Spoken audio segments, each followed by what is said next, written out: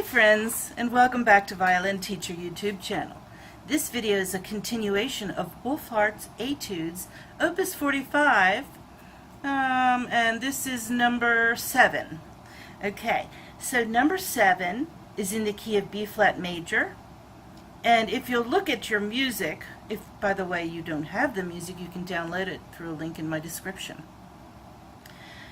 If you look at this music, you'll see that it starts at the bottom of the page and then goes to the top of the next page. So watch for that. It's a kind of a longer one, and it would be nice if it were all on one page, but it's not. Alright, so what we're going to have here are a lot of accidentals. If you are scanning this music now, you'll first need to be prepared to play in B flat major. So let's do that. Let's start our B flat major scale on the G. Low 2 on the G.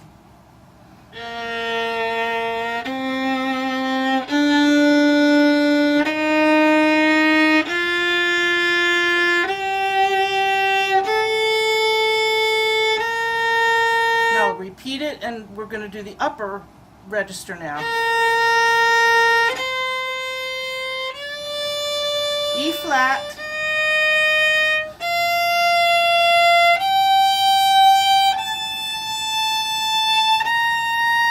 Hold those fingers down as you walk up. Now we're going to go down.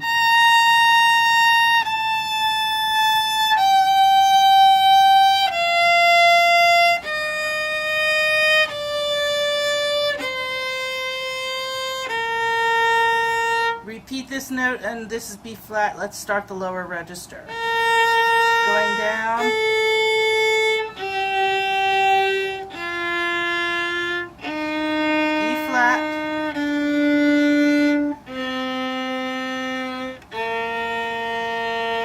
Good, so make sure you're playing well in tune on that. This particular etude is going to give you lots of accidentals.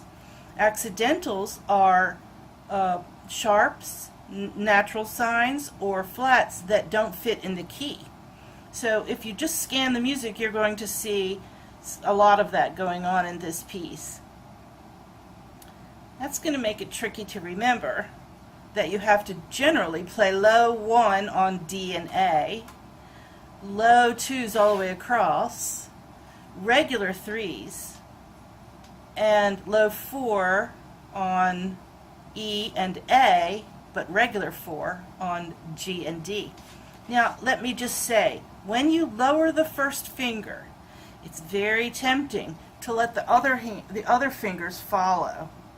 And so quite often I see this, when you lower the 1 and the 4, the 3 tends to go low also, because it's just used to playing in that configuration, you know, feeling that way with the other fingers. But the 3 has to remain at its normal place so that you can play in tune. And so it's not a flat 3 anywhere. So watch for that, okay? All right, let's start this thing and see what we get. Kind of slow, don't worry about dynamics, and we don't have any rhythms or anything to worry with either.